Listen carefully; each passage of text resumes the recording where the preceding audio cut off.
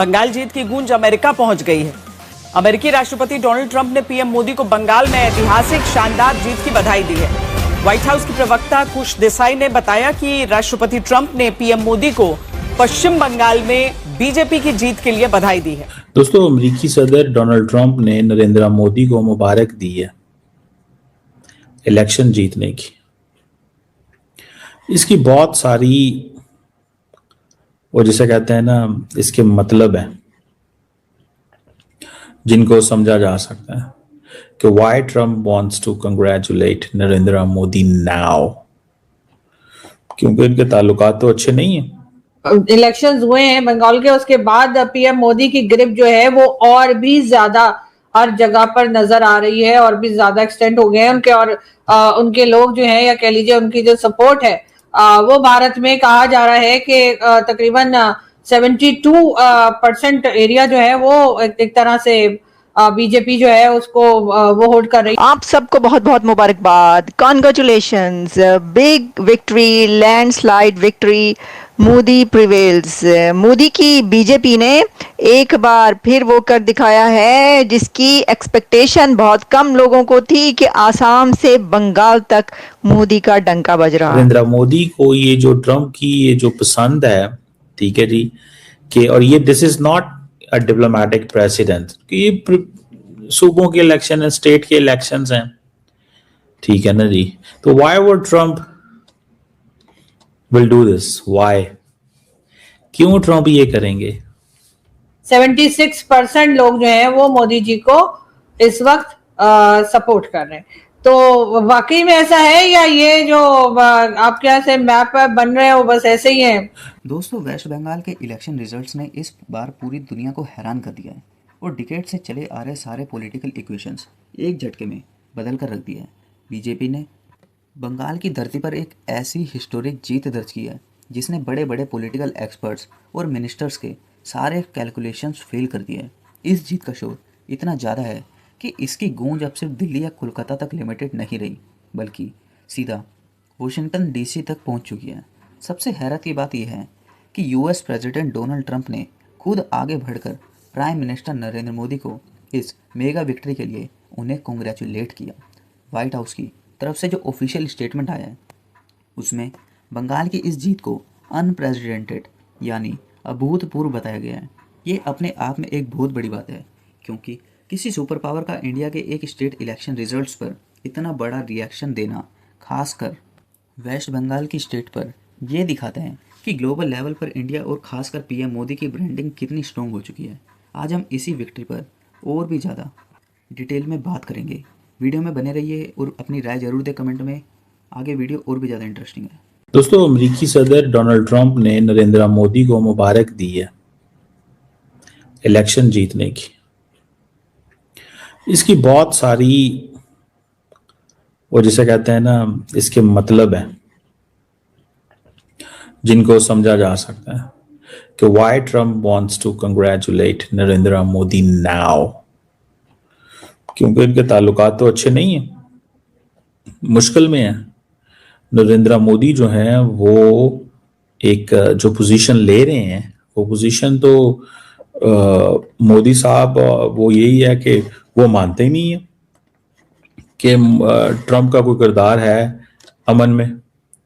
वो ये समझते हैं कि ठीक है, इंडिया जो है वो उसको ये मानना चाहिए कि मेरा किरदार है, वन थिंग। अब ट्रंप साहब जो हैं वो ये भी मानते हैं कि नरेंद्र मोदी पॉपुलर है। ये क्यों कहते हैं वो पॉपुलर है? दरअसल ट्रंप को ये चीज बड़ी मजे की लगती है कि ये जो पॉपुलर एंड स्ट्रॉन्ग लीडर्स होते हैं, जैसे वो उर्दुगान के बारे में कहते हैं, और उसको पता है कि उर्दुगान जो है ना, he is in power for long long long long time, बड़े पुराने वक्तों में वो पावर में है। इस चीज को वो ही डज अंडरस्टैंड दैट। अच्छा, ये चीज जो है, ये ट्रम्प का दिल करता है कि यार मुझे भी कोई, if I can be in power. अच्छा, बहुत सारे लोग जो हैं जो इन सारी चीजों को अंडरस्टैंड करते हैं, स्टडी करते हैं, बहुत सारे लोग जो इन सारी चीजों को अंडरस्टैंड करते हैं, स्टडी करते हैं, वो ये समझेंगे और वो कहेंगे कि नरेंद्र मोदी को ये जो ट्रम्प की ये जो पसंद है, ठीक है जी, कि और ये this is not a diplomatic president, ये सूबों के इलेक्शन है, स्टेट के इलेक्शंस हैं, ठीक है ना जी। तो why would Trump will do this, why, क्यों ट्रम्प ये करेंगे? और जब आपको ये पता हो कि ट्रम्प साहब का जो मजाज है वो ये है कि ट्रम्प जब इलेक्शन ट्रम्प का हो रहा था अमेरिका में, तो नरेंद्र मोदी नहीं गए थे ट्रम्प को मिलने, डरते थे कि अगर मैं, आई थिंक उस वक्त जो थी कैमला हैरिस जो थी, आई थिंक उनका नाम कैमला हैरिस ही है ना, कैमला हैरिस जो है वो जो थी वो इस पोजीशन में थी कि हमें इसको स्टडी ये करना है कि अगर मैं नरेंद्र मोदी को नहीं मिलूंगी, और मोदी को ये था कि मैं डेमोक्रेट्स को भी मिलूं, रिपब्लिकन्स को भी मिलूं, ट्रंप मिलने को तैयार हो गया मोदी को, लेकिन जब कैमला हैरिस ना मिली तो मोदी पीछे हट गया, वो उधर भी ना गया, उसने कहा अगर डेमोक्रेट तो मेरे तलकात खराब ना हो जाए, वो गेम पुठी पड़ गई, ट्रंप जीत गया। ट्रंप को वो भी याद है, ट्रंप को वो भी याद है, समझ गए? अब व्हाइट हाउस क्या कह रहा है कि जनाब पिछले महीने भी जब हमारी फोन पे बात हुई थी तो हमने उनको बड़ा पसंद किया था, वो बहुत बड़ा लीडर है, हिस्टोरिक लीडर है, दिस दैट ये वो, ठीक है ना, वो हिस्टोरिक लीडर है, बड़ा लीडर है, बहुत बड़ा लीडर है।